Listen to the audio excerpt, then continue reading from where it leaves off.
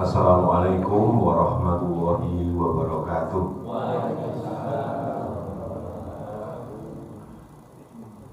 Alhamdulillahirabbil alamin.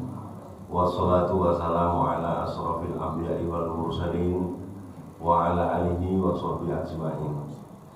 Asyhadu an la ilaha illallah wahdahu la syarikalah wa asyhadu anna Muhammadan abduhu wa rasuluh. Allahumma sholli ala Muhammad wa ala ali Muhammad. Usikum wa nafsi bitaqwallah faqad fazal muttaqun, amma ba'd.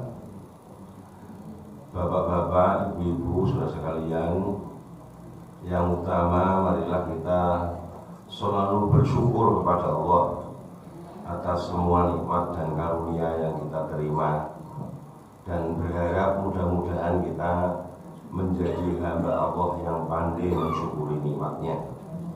Amin. Sholawat dan salam mudah-mudahan tercurah selalu kepada junjungan dan teladan kita Nabi Muhammad Sallallahu Alaihi Wasallam. Semoga kita diaku menjadi umatnya, menjadi pengikutnya yang setia, karena upaya keras kita untuk menjunjung beliau, meneladani beliau dalam kehidupan sehari-hari untuk semua aspek hidup. Mudah-mudahan kita akan mendapatkan syafaatnya nanti di akhirat. Pada pagi hari ini kita memasuki hari keberapa ya? Ke-6 ya, sampai bertanya karena ini suaranya masih stereo waktu pileknya itu Bu ya. Saya di tengah-tengah begini, di depan nggak ada bapak-bapak, ada di sana sama di kiri, menghadap ke ibu ada tirai, jadi ngadepnya kanan kiri, karena di depan nggak ada yang dihadapi. Ada takut apa ya di depan Ustaz? Gue ketularan jadi Ustaz. Jadi Ustaz sakit-sakit berangkat kok sudah nyanggupi. Jadi Bapak Ibu, Allah itu punya hukum yang saya beri nama hukum berpasangan. Sudah pernah ada mendengar hukum berpasangan? Kalau anak sekolah itu ada hukum Archimedes gitu ya.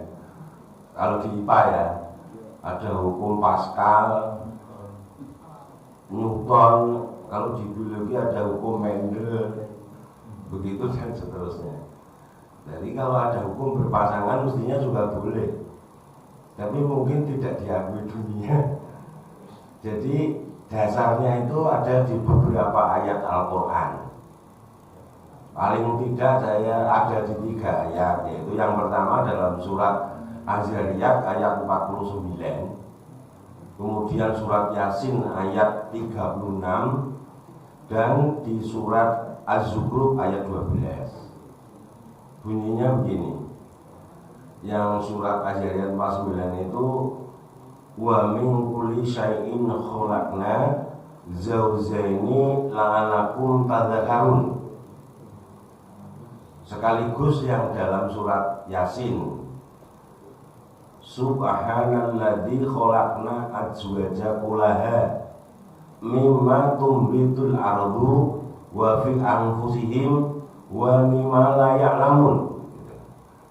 Jadi segala sesuatu itu diciptakan Allah ya. Wa min kulli syai'in khalaqna zawjaini, itu berpasangan, zaujah. La'alakum tadzakarun, agar kalian mengingat akan kebesaran Allah. Nah ini segala sesuatu itu maknanya apa? Maknanya semua. Nah oleh karena itu surat Yasin itu menegaskan subhanalladzi khalaqna azwaja kullaha, Maha suci Allah yang telah menciptakan berpasangan semua. Mimma tumbitul ardu, apa saja yang keluar dari bumi. Ini Profesor Toto Agung ini pertanian ini kan, itu yang budidaya. Tapi kalau yang alami tumbuhan itu ya ekologi. Itu memang saya belajar ekologi, cuma ekologi hewan. Wa fi anfusihim, dan apa yang ada pada diri kalian. Jadi yang ada pada diri kita ini berpasangan. Dari mata sampai yang kelihatan sampai yang tidak kelihatan itu sebetulnya berpasangan. Jantung cuma satu ya, tapi berpasangan. Karena ada bilik kanan, bilik kiri, ada serambi kanan, serambi kiri, paru-paru ya ada kanan dan kiri gitu ya, semuanya. Lambung gimana? Lambung itu kalau disigar itu kanan kiri, simetris dan seterusnya. Bahkan Allah mengatakan wa bima la ya'lamun, dan apa yang kalian tidak ketahui. Jadi yang kita ketahui sama yang tidak kita ketahui ini kan sesungguhnya jauh lebih banyak yang belum kita ketahui. Sehingga seseorang yang bernama Susanto itu mengatakan bahwa bumi ini penuh misteri, sedangkan ilmu tidak bertepi. Jadi oleh karena itu mencari ilmu sampai mati gitu. Jadi ilmu itu terus dicari, orang yang mendapatkannya merasa semakin tidak berilmu, dan ilmu itu semakin dicari semakin banyak yang belum dimengerti. Demikianlah sifat ilmu itu. Nah, tentang pasangan ini yang Azughruf juga sama, itu tentang daratan dan perairan. Allah kemudian memberi gambaran dalam surat Ali Imran ayat 190 yang kita sudah sangat kenal. Inna fi khalqis samawati wal ardi wa ikhtilafil laili wan nahari la ayatin li ulil albab. Tapi sebelum itu Bapak Ibu semua, ayat Al-Quran yang dimulai dengan mensucikan Allah itu memerlukan pemahaman kita yang mendalam dan harus didasari dengan ilmu alam menurut saya. Tadi itu kan di ayat 36 Yasin itu kan Allah mengatakan subhanalladzi, maha suci Allah yang telah gitu. Jadi itu sama misalnya subhanalladzi asra bi abdihi, ya, minal masjidil haram dan seterusnya itu. Jadi pada waktu Rasulullah Isra Mi'raj, kalau Isra-nya itu kan masih apa itu namanya, masih ya itu setelah Isya sebelum subuh sudah sampai. Nah kalau Isra itu kan dari Masjidil Haram ke Masjidil Aqsa, masih di bumi maksudnya. Tapi Mi'rajnya itu dari Masjidil Aqsa ke Sidratil Muntaha, itu ada di atas langit ketujuh. Langit ya. Pada waktu itu Bapak Ibu maksudnya, jarak dari Mekah ke Aqsa itu 1461,7 km. Untuk perbandingan, Purwokerto Jakarta itu 259 km. Lebih ya? 450 km, 259 itu Purwokerto Jogja. Ya. Rasulullah itu menempuh dari Masjidil Haram ke Masjidil Aqsa kurang dari 1 menit, 1 detik. Jarak 1461,7 kilo itu ditempuh kurang dari 1 detik. Karena apa? Kendaraan yang digunakan itu berkecepatan cahaya, mungkin lebih cepat. Rasulullah waktu itu kan dioperasi dulu untuk adaptasi perjalanan oleh Jibril. Jadi operasi untuk menyesuaikan diri nanti dalam perjalanan itu Karena kendaraannya itu kan namanya buraq kan. Buraq itu artinya cahaya, artinya kilat. Nah cahaya itu kan dalam satu detik mampu mencapai jarak 300.000 km. Kalau satu detik 300.000 km, maka dari Mekah ke Aqsa yang 1461,7 kilo kan kurang dari 300.000. Jadi kurang dari satu detik. Padahal satu detik itu nah itu kurang. Kenapa? Karena kendaraan ini disiapkan untuk mi'rajnya itu. Di angkasa itu pakainya bukan satuan kilometer jarak itu, tapi tahun cahaya. Nah kalau satu detik 300.000 kilometer, kalau satu tahun berapa kilometer? Padahal jarak antar langit itu ribuan tahun cahaya. Seperti dalam surat Al-Mulk ayat 3, itu Allah menciptakan langit itu 7 lapis. Kemudian di ayat 5-nya Allah mengatakan lapis yang paling dekat dengan manusia, itu artinya lapis pertama kan, dihiasi dengan bintang-bintang. Jadi artinya kumpulan bintang langit pertama itu yang dalam bahasa astronomi disebut galaksi. Nah itu. Jadi langit pertama itu yang dekat manusia itu namanya galaksi. Matahari itu satu bintang di antara 300 miliar bintang yang menyusun satu galaksi. Jadi bisa ini, makanya kalau dipahami sekarang kan begitu. Tapi kalau 1400 tahun yang lalu ya lebih, itu bagaimana orang memahami ini? Karena astronom sekarang yang terkumpul di badan antariksa Amerika yang paling canggih itu baru mengidentifikasi 3 lapis. Lapisan ketiga itu disebut lapisan teramati gitu. Yang 4, 5, 6 itu belum mampu orang teknologinya. Jadi karena lapis 2 itu kumpulan ratusan miliar galaksi. Ya itu begitu. Nah di sini Allah itu dalam pasangan ini juga menggunakan kata subhanallah. Jadi maha suci Allah yang telah menciptakan semuanya, baik yang ditumbuhkan dari bumi, apa yang ada pada diri kalian, dan apa yang kalian tidak ketahui. Yang kita tidak ketahui juga diciptakan Allah berpasangan. Ya, kita tahu Allah menciptakan sesuatu, tapi kita tidak tahu sesuatu itu. Misalnya jin.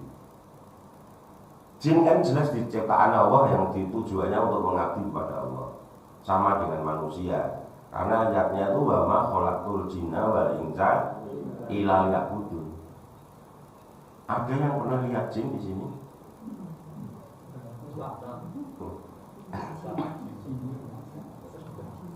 Siapa tahu pernah gitu ya. Karena jin itu bisa dilihat oleh 4 macam makhluk. 1, Nabi dan Rasul jelas bisa. 2, oleh orang yang dicintai oleh jin. Orang yang dicintai jin itu bisa lihat jin. 3, orang yang bekerja sama dengan jin. Nah, siapa tahu pernah kerja sama tapi terus tobat. Iya kan Bu? Iya. Misalnya pesugihan atau yang lain-lain atau gimana ya itu begitu. Nah, kita tidak tahu itu. Tetapi hemat saya, pasangan itu yang semuanya itu kalau diklasifikasi ada 3 macam. Yang pertama adalah pasangan yang tidak saling ketemu. Dan kita harus memastikan diri berada di satu saja dari dua itu yang berpasangan. Tadi Allah menggambarkan pasangan itu untuk orang yang berakal itu kan dalam penciptaan langit dan bumi. Ya kan? Langit pasangannya bumi. Siang Kalau bersih, kalau sehat, kalau halal, kalau hidup, surga. Nah, oleh karena itu pastikan. Saya sekarang misalnya sakit, tapi masih bisa ke Purwosari, berarti sakit apa sehat? Ya sakit. Oh, obatnya belum habis. Nah itu. Jadi orang yang sehat itu pasti tidak, orang yang sakit pasti tidak. Tapi orang tidak bisa sehat selalu. Tidak bisa sehat selalu. Maksudnya pernah sehat, pernah, tapi pernah hidup, tidak pernah mati juga. Ibu-ibu, bapak-bapak pernah mati belum? Loh, setiap hari mati kita itu. Coba kalau mau tidur doanya gimana? Ya kan, atas namamu ya Allah aku hidup dan atas nama aku mati terus geletak, itu namanya apa? Nah, kemarin kan waktu sebelumnya kan beraktivitas hidup itu harus atas nama Allah. Karena kita ini punya Allah. Jadi kalau beraktivitas atas nama Allah. Demikian pula kalau mau mati, begitu bangun tadi pagi apa yang diucapkan? Nah, ya kan, baca makana kan? Iya, bersyukur pada Allah diberi hidup lagi setelah. Nah, berarti tadi apa? Nah, berarti sudah pernah mati ya? Sering. Kata Rasulullah, orang yang cerdas itu orang yang ingat mati. Ya karena kalau mati itu terus bablas, orang harus mempersiapkan matinya itu. Nah itulah Bapak Ibu, jadi kita itu kalau halal pasti tidak haram, tapi yang haram pasti tidak halal. Jadi satu aja. Itu pasangan yang tidak saling ketemu. Kalau langit ketemu bumi lah ya game over. Gitu ya. Nah, kenapa kok orang mengatakan setengah mati? Kok tidak mengatakan setengah hidup? Setengah mati itu gimana itu?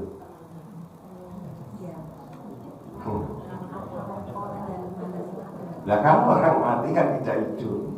Setengah mati berarti ya, ya itu ungkapan saja ya Bu ya.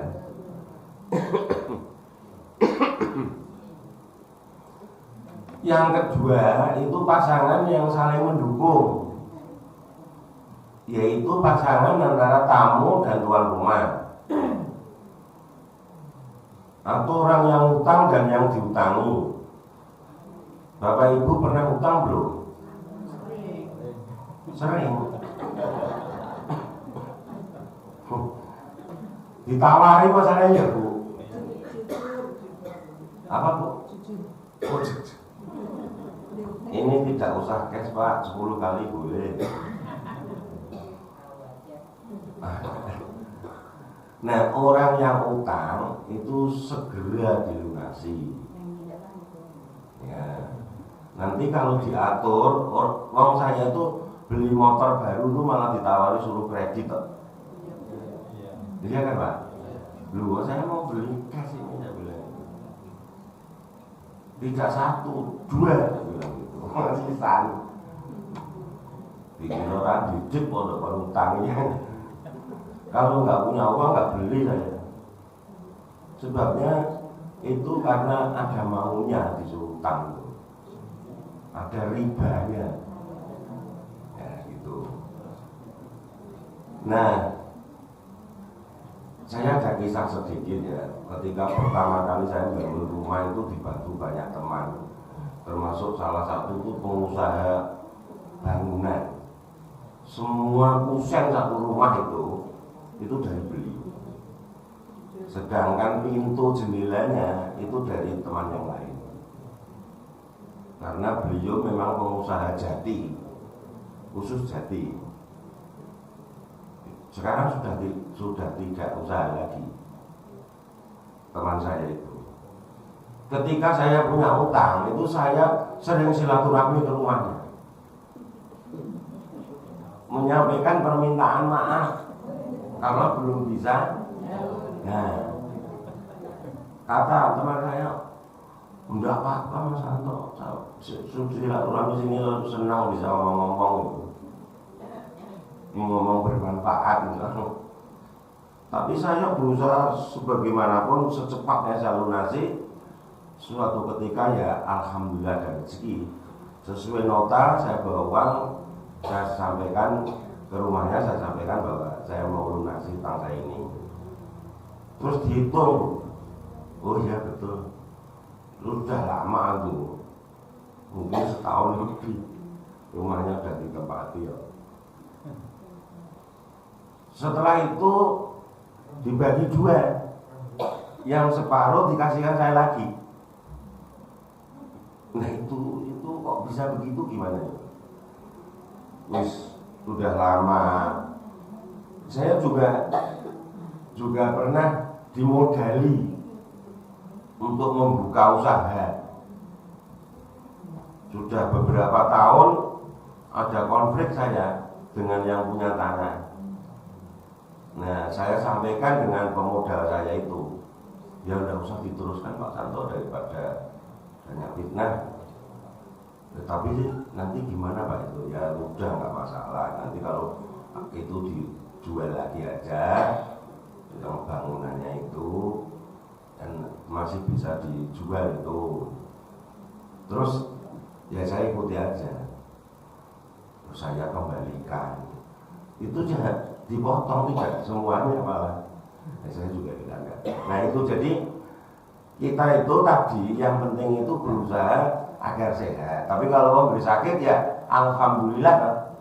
Karena kalau sakit itu diterima itu bisa menggugurkan dosa. Jadi orang beriman itu serba beruntung. Kalau sehat amal solehnya bisa maksimal, kalau sakit berkurang dosanya. Nah, itu.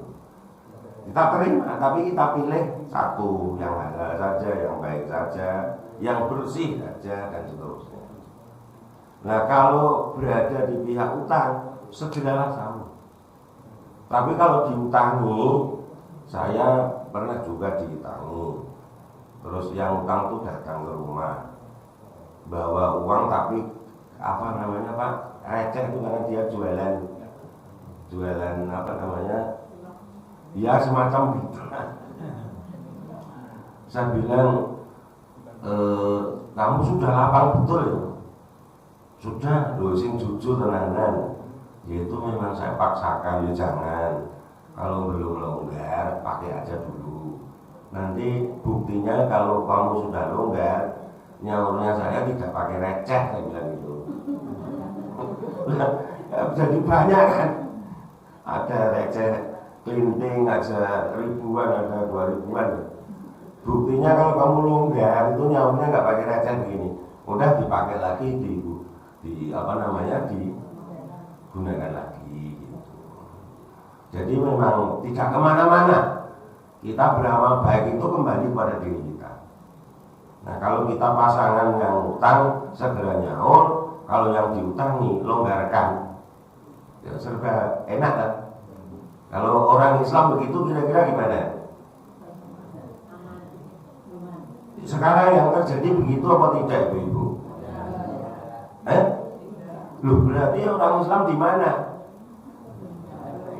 Orang beriman di mana? Karena orang beriman sifatnya gitu. Lah kok tidak gitu lah? Berarti keimanannya? Oh lah, ya sudah. Terus pasangan tamu dan tuan rumah tadi, termasuk pasangan di sini itu dalam melaksanakan ibadah. Imam Ghazali itu menasihati kita, hendaklah dalam melaksanakan ibadah itu selalu ada pasangan, yaitu sikap roja dan khauf. Gitu. Nah sekarang ini kita sedang puasa. Kita rojaknya apa dalam puasa kita ini? Rojak itu harapan. Kalau khauf itu takut. Bapak-bapak, ibu-ibu ada takutnya enggak? Kalau rojaknya ada ya, apa yang dirojak? Mudah-mudahan tentu saja amal kita ini diterima kan? Kalau diterima akan mendapatkan pahala yang oleh Allah di bulan Ramadan itu dilipat gandakan. Mudah-mudahan dosa-dosa kesalahan kita diampuni, gitu kan? Mudah-mudahan kita dipermudah masuk surga nantinya, gitu. Nah, tapi selain rojak itu ada juga rasa takut. Karena apa? Kalau yang rojak itu sudah banyak dibahas ya. Nah sekarang rasa takut itu karena Rasul itu memperingatkan kepada kita dengan pernyataan berapa banyak orang puasa tapi hanya mendapat haus dan lapar. Bapak Ibu tahu semua itu kan? Berapa banyak itu mengungkapkan banyak banget. Nah kalau gambarannya yang di masjid ini banyak, yang di masjid ini berapa nih kira-kira? Berapa banyak orang yang di masjid ini? Itu berapa banyak, itu berapa persen kira-kira kalau dikuantitaskan? Iya kan? Nah banyak orang itu puasanya hanya dapat lapar dan kalau hanya dapat lapar dan haus, kira-kira mendapat yang lain dari selain lapar dan haus atau tidak? Dapat tidak? Apa yang didapat? Kalimatnya tidak dapat. Hanya ya. Kalau hanya lapar dan haus, dapat yang lain enggak?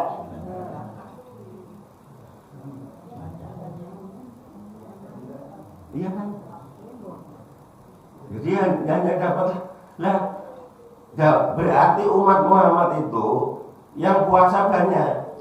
Tapi kalau sekarang yang tidak puasa juga banyak. Iya kan Pak? Warung-warung dulu Pak di Surabaya masih buka semua. Itu yang terbuka.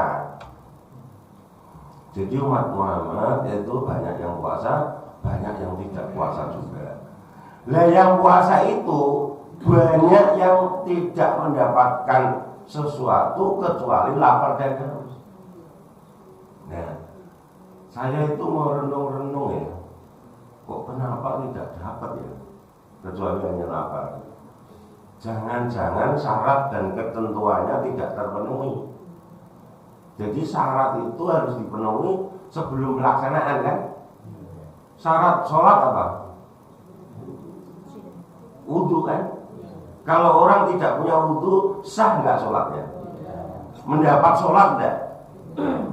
Nah, syaratnya orang puasa apa?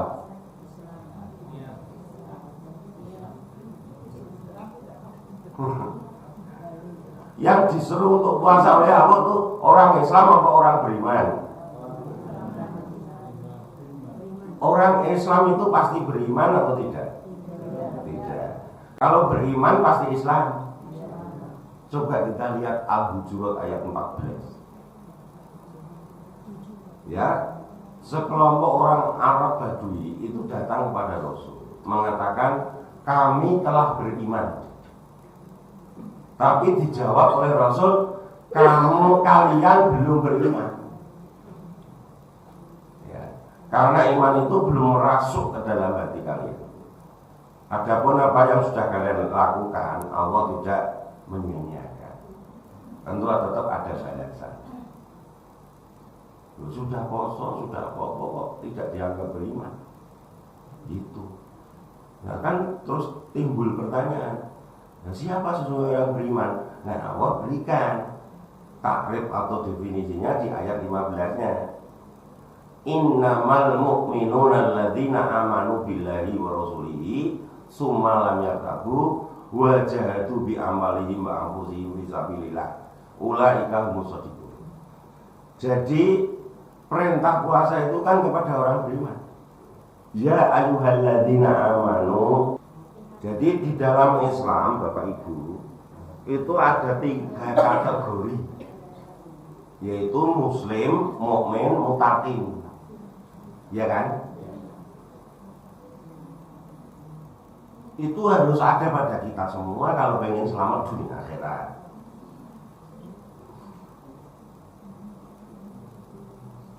Kita semua di sini beriman, Ibu, jangan khawatir. Tentu saja keimanan orang antara satu dengan yang lain berbeda-beda ya.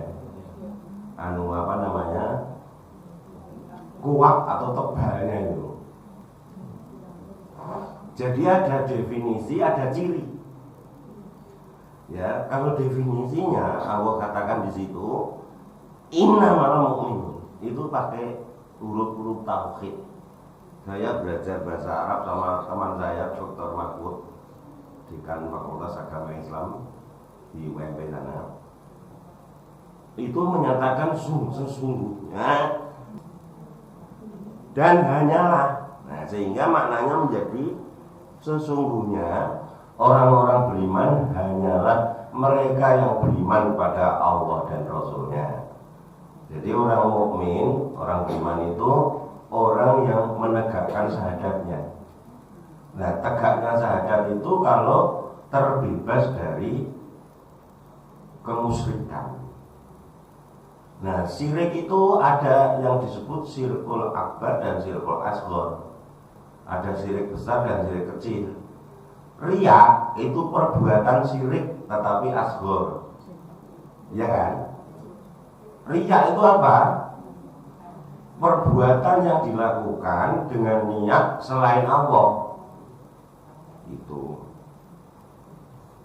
Jadi gambaran untuk mengidentifikasi syirik itu seperti menemukan semut hitam kecil di atas batu hitam besar yang ada di dalam hutan lebat di malam hari tanpa bintang dan bulan, sedang mendung petang.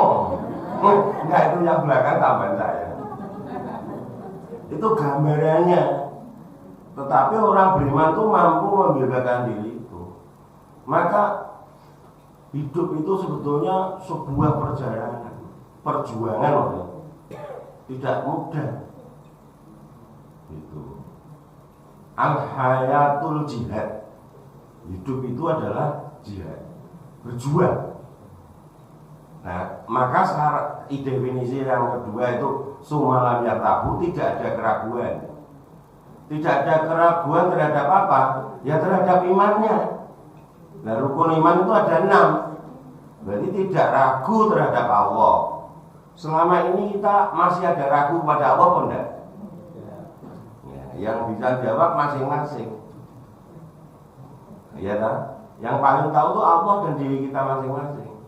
Kalau Allah itu misalnya menjamin rezeki kita, berarti kita ini akan diberi oleh Allah rezeki yang 2 macam. Ada yang jatah, yang ada yang variabel. Gitu. Yang variabel itu ketentuan berlaku, syarat dan ketentuan berlaku. Kalau jatah itu pasti diberikan Allah semuanya sebelum kita mati. Oleh karena itu ada ungkapan rezeki tidak akan salah alamat. Tapi ada variabel yang kompetitif. Syaratnya 1, harus bertakwa. Surat apa tahu surat At-Tolak ayat 2 bagian akhir dan ayat 3 bagian awal. Wa may yattaqillaha yaj'alhu makhraja wa yarzuqhu min haitsu la yahtasib. Kalau dihitung-hitung gaji dosen di UMP punya anak 6 kuliah semua, itu kira-kira masuk akal atau tidak? Lah kok ada yang bisa itu? Iya kan?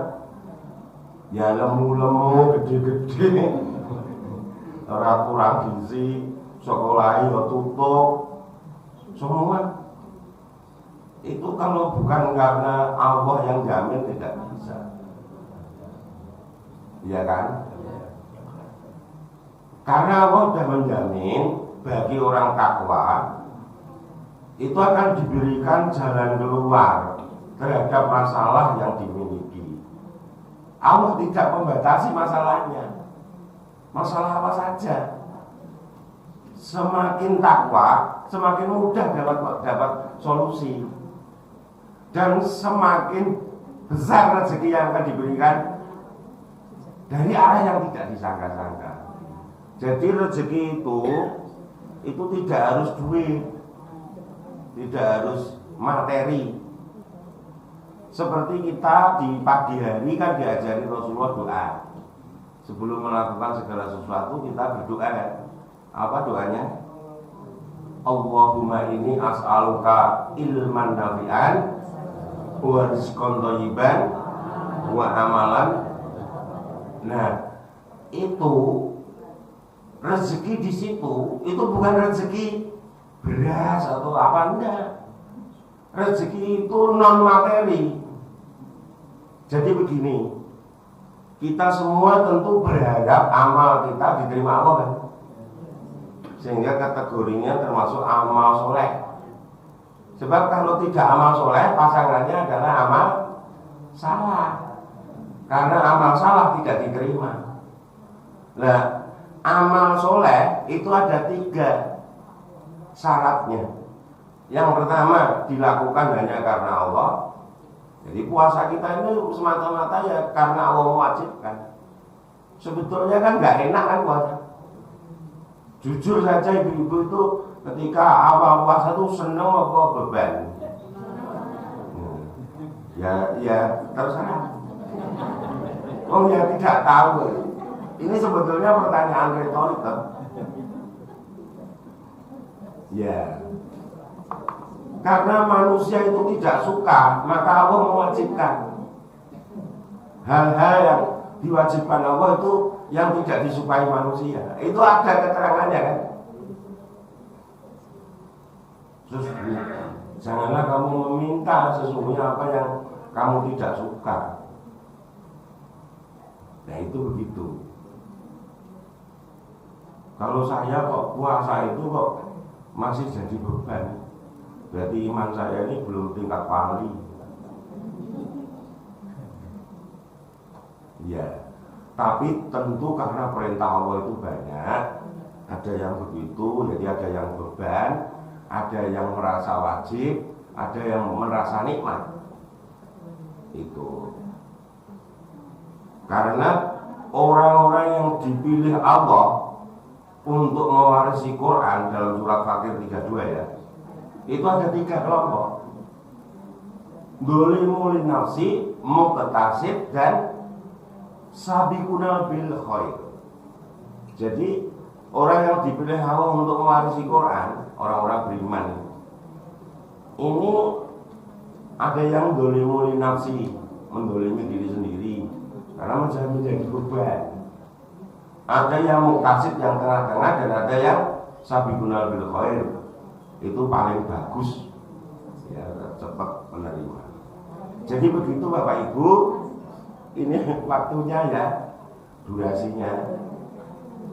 Jadi mudah-mudahan kita diberi kesehatan selalu, sebagaimana doa-doa kita di pagi hari sebelum melaksanakan apapun tuh, mudah-mudahan Allah memberikan ilmu yang bermanfaat, rezeki yang baik.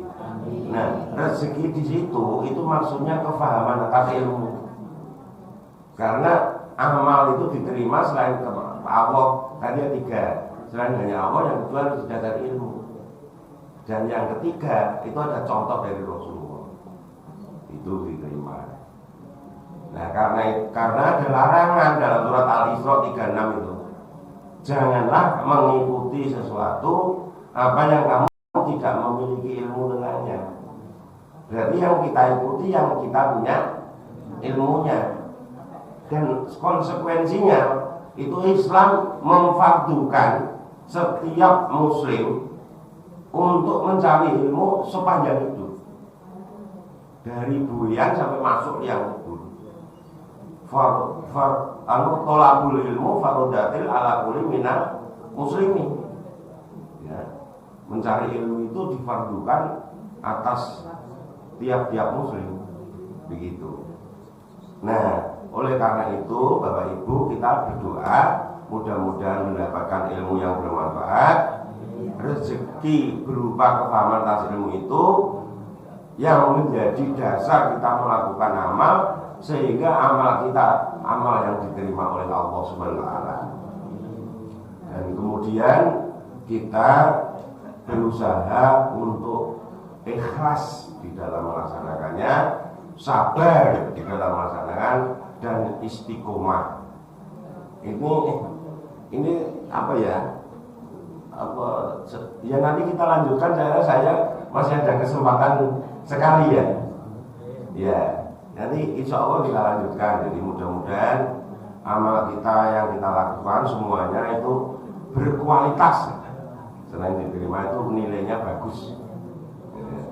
Kalau lolos memenuhi syarat tapi nilainya C kan ya eman-eman. Pengennya dapat A. A plus ini malah apes Pak. Kalau maksimal itu di atasnya kan nggak ada. Saya kira itu, mohon maaf kalau ada khilaf, mudah-mudahan bermanfaat. Billahi taufiq wal hidayah. Assalamualaikum warahmatullahi wabarakatuh.